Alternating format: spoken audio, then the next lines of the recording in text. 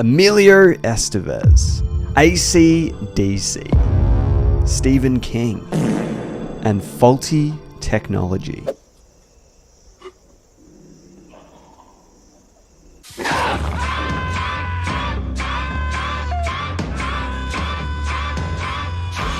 What do all these things have in common? They all worked on the 1986 thriller horror movie Maximum Overdrive. Maximum Overdrive actually has a lot of relevance in today's society because it's about technology fighting back. And if you've seen anything to do with ChatGPT and other AIs, that's a real possibility. This movie has everything. We've got our main protagonist, Bill, and he is like a bad boy. He's got a little earring, works at a gas station, and he cooks eggs. I got eggs on! But this movie kicks off hard and fast. Within the first 15 minutes of this movie, technology just starts getting a bit wacky, a bit crazy, a bit cuckoo, a bit murdery. This bridge like opens up and people like falls to their deaths. Watermelons go everywhere. This AC/DC van gets destroyed. Like fucking Bon Scott could have been in that van. Oh wait a minute. When did Bon Scott of AC/DC die? Okay, he died in 1980. This movie came out in 1986. Angus Young could have been in that band. But how much damage can a couple of rogue machines do, really? Well, a lot, actually. Like, look at this baseball coach.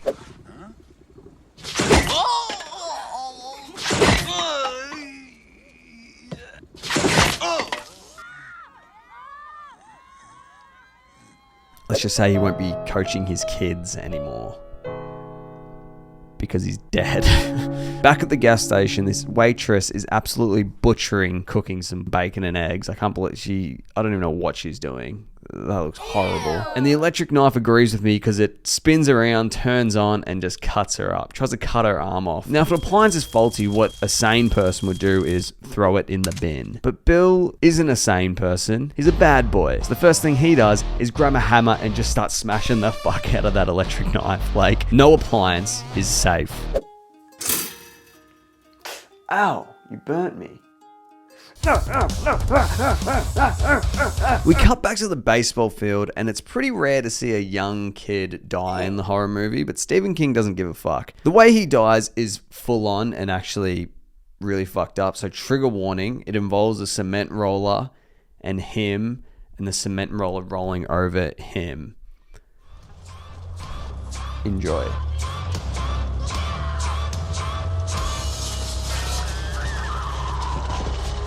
We're now 20 minutes into this movie, and it's safe to say the machines are winning. Probably the best thing about this movie is this truck. This truck is fucking scary looking. It's meant to be like a mascot for like this toy company. If I was an 8-year-old kid and I wanted to go to Toy World, and instead of the purple bear, that friendly face all us kids from Australia know well, it was substituted with this horrible green goblin looking dude, I wouldn't go in. Mum would be like, oh, I want to go to Toy World, and I'd just freeze in horror of that face staring at me.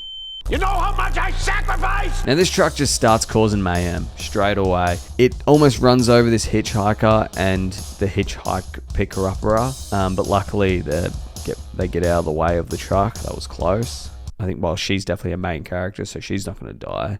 But this guy, God, I hope he dies. He is sleazy. So, how far are you going up the road there, sugar pie?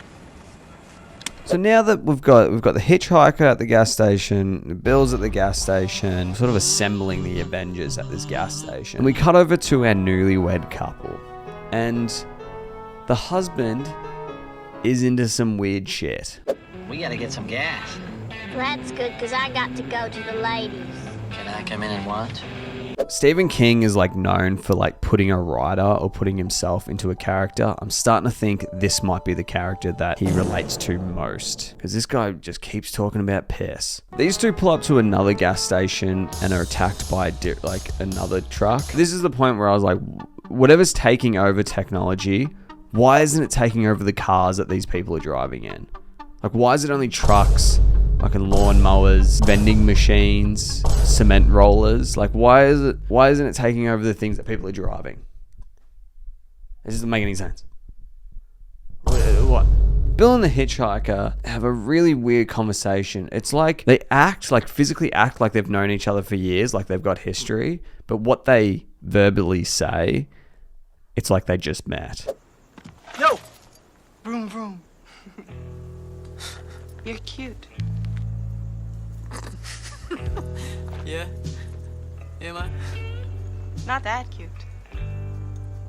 Well, maybe I'll grow on you.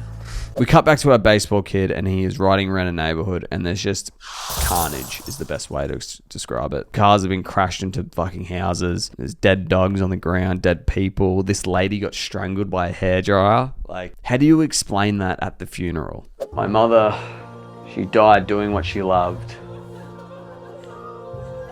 Blow drying her hair. This is a pretty gruesome sight for anyone to see, but the weird thing about this scene is the music doesn't really match what he's looking at. It's just like epic guitar solo the entire time while he stares at dead bodies.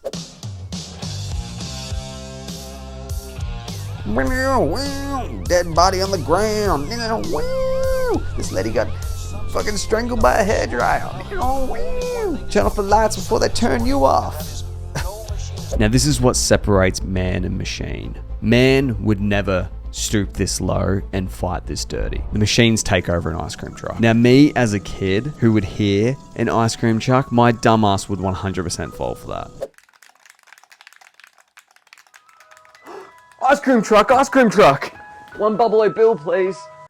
The chewy noses. They hurt so much. Remember the guy who got the petrol facial at the start of the movie? Well, he's a goddamn liar. Look, man, you can't even see.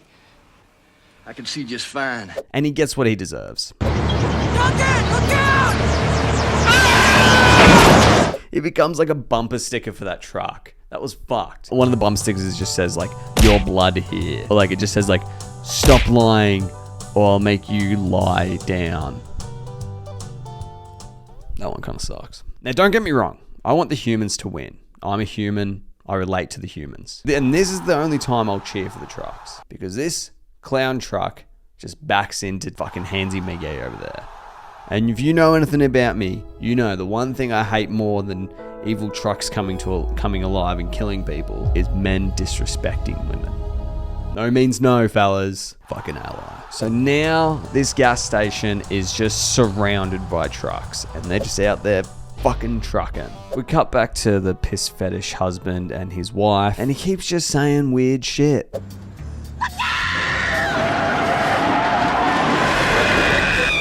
I think I just loaded my pants. You just loaded your pants, bro?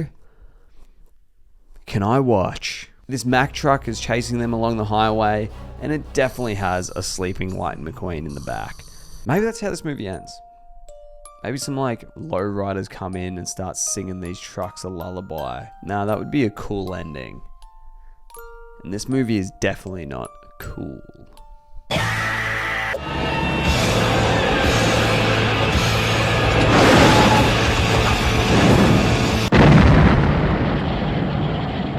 Now, I'm no truck expert, but how the fuck did that truck blow up? It literally drove off the road and caught fire and fucking blew up. There was no ignite. The newlyweds flip their way into the gas station. Bill and the hitchhiker run over to save them. And at this point, I'm thinking there is no way that these trucks are going to let this happen. They're going to add another bumper sticker to their fucking collection. But this is when an unlikely hero steps forward, stogie in mouth, rocket launcher in hand, and he says the most epic line you could possibly think of before he destroys the truck.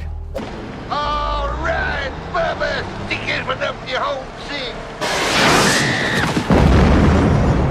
What the fuck was that? He had one chance to say an epic action hero line, and he says whatever the fuck he said. I can't even understand that. Stick it with up your whole thing. It could have been so epic. Imagine if he was just like, enjoy the drive to hell, you son of a bitch. You know what I mean? Or like, I'm gonna put another fat man in ya. But I don't even know what the fuck he said. Leave a comment if you can like figure out what he said. That's what I was doing before every machine in the world went into maximum overdrive.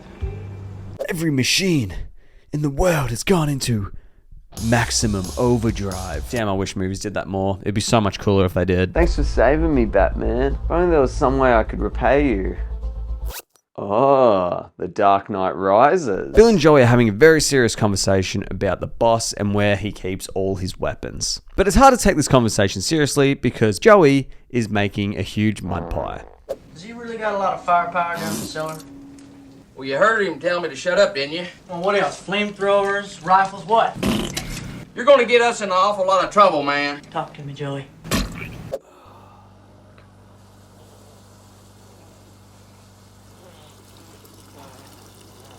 Is that you in there, Mitch? Yeah. Look, I want to talk to you about Susan. Okay. Yeah, I think she's cheating on me. What makes you think that? Well, she always comes home smelling like another man's shit, if you know what I mean. Oh, really? Yeah. She kind of smells like the shit you're taking right now. Ah, shit. You caught me. Now, it's been about 12 hours, and Billy doesn't fuck around. Well, I guess he does because he sleeps with the hitchhiker chick. They're having like a post-sex conversation about getting on a boat, sailing away, and just getting away from all technology, which is smart, considering technology is trying to kill them. But the rest of the crew are getting a little bit stir-crazy. Well, when I say the rest of the crew, I really just mean this waitress chick. She goes fucking mental. One crazy lady screaming at trucks later. We hear some more screaming coming from the puddle where that creepy salesman, hitchhiker, picker-upper dude got hit into. Let's just watch that scene again because it's so satisfying. Beautiful. So Bill and the piss-loving husband get geared up to go save him. Meanwhile, the baseball kid has made his way to a storm drain that is crawling through that leads to the gas station. Bill and the husband are ready to go. Bill kisses his love interest. Husband kisses his wife. Bill then calls the boss a fuckhead. And you, sir, are without a doubt one of the biggest fuckheads I've ever met in my life. And the two brave men head out to save a man who definitely doesn't deserve it. Oh, jeez. Great smell, huh? Wonder how many people have peed in this. What is with this dude in piss? Why is this a character trait that Stephen King wanted this guy to have? Oh, you okay? Yeah, I'm okay. How's it taste? What the fuck? Why does he want to know how it tastes? Oh, fuck's sake. Oh, this movie's fucked. Like Bill's like, hey man, we're gonna go save that guy, you know, he's in a ditch. And then the husband's like, bro, like, he's a piece of shit. And I normally like pieces of shit, but this guy's like an actual piece of shit. So I don't really wanna go save him. Yeah. We are gonna be crawling through, you know, a mile of piss and shit. I'm in. Let's go.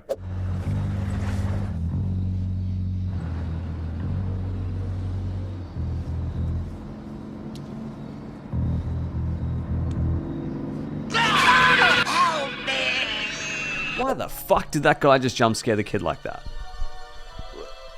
Leave him. I hope, like, the kid, like, listened to his heart, waved a hand in front of him, and he's just laying there like, God, I can't wait till he fucking turns around so I can jump scare him. Like, eyes were wide open, and then as soon as the kid turns away, he's like, ah, blah, blah, blah, save me. Oh, if you don't fucking, like, fuck off, bro. Are you kidding me? Bill and the husband find the baseball kid in the ditch with the dead dude. And it turns out that the petrol pump guy who went blind and then lied and then died is actually the baseball kid's father. Tough conversation coming up. Is my dad okay? Come on. Just kidding. Bill can't bring himself to do it because he has a heart. Unlike the boss, who says this. Where's my dad? Done got scrubbed by one of them big boys out there. Tough break, kid. Man, this kid has had a tough day. Baseball coach dead, teammate dead, and now your dad died. This kid's never gonna trust technology ever again. Merry Christmas, baseball kid. I got you an Xbox.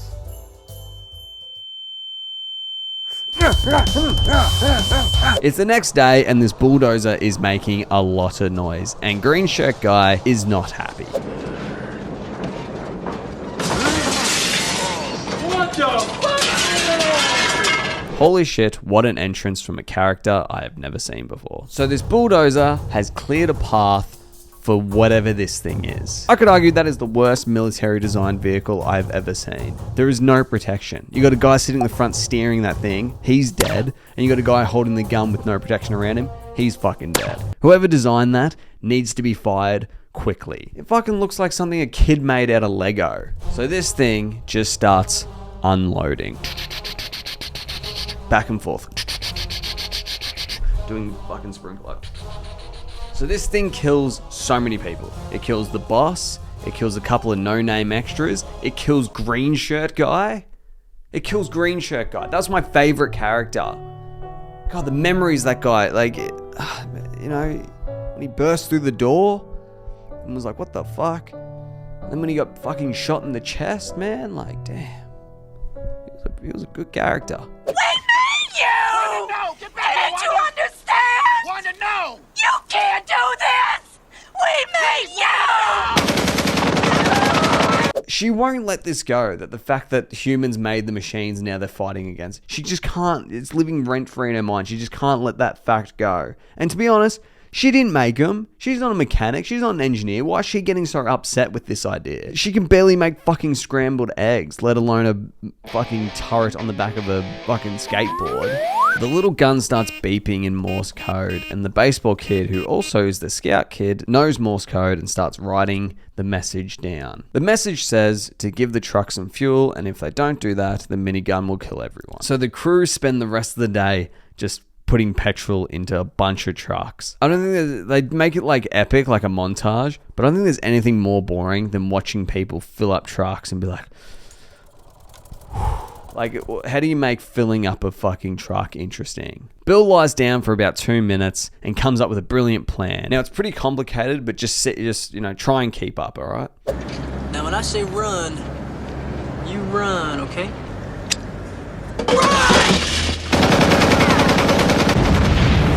Now that the sentry gun has been destroyed, the trucks decide to just start ramming the fuck out of the petrol station. The crew escape through the sewer tunnel, and this is when the chase begins. The ice cream truck is after them, and they make short work of that thing. And then this extra sees this dead woman in a car with just a comically large diamond ring. That ring is so big, it looks like one of those lolly diamond rings you'd buy as a kid. You know, you like wear it and like suck on them. You know what I mean? And basically this dude's greed gets him killed. But then we finally get the action hero moment that I knew Bill was capable of.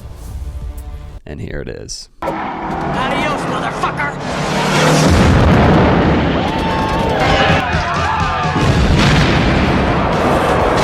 And with that, the movie is over. Well, almost over. A giant paragraph comes on the screen and tells you what you've missed. You know a movie is written really well when you need a giant paragraph to come on screen and tell you what you've missed. Leave a like if you enjoyed the video, subscribe if you enjoyed me, and with that... Adios, motherfucker!